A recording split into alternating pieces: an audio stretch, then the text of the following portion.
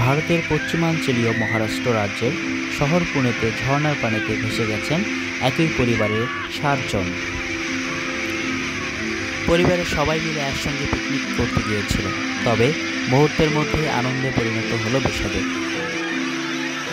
এরই মধ্যে 3 জনের লাশ উদ্ধার করা হয়েছে, বাকি 2 জনকে খুঁজতে চলেছে উদ্ধার কাজ। রোববার দুপুরে এই মর্মান্তিক ঘটনা ঘটে।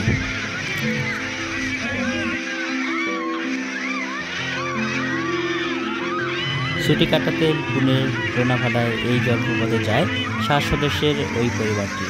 দুপুরে পানি কম থাকায় নিচে নামে তারা। হঠাৎ করেই পানির তীব্রতা বেড়ে যাওয়ায় দাঁড়িয়ে থাকতে না পেরে পড়ে যায় সবাই।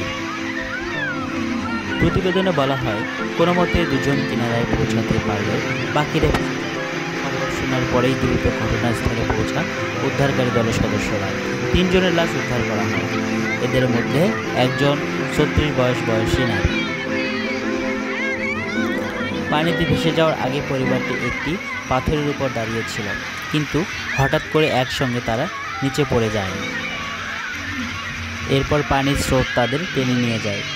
এই সময় তাদের আর কিছুই করার ছিল না।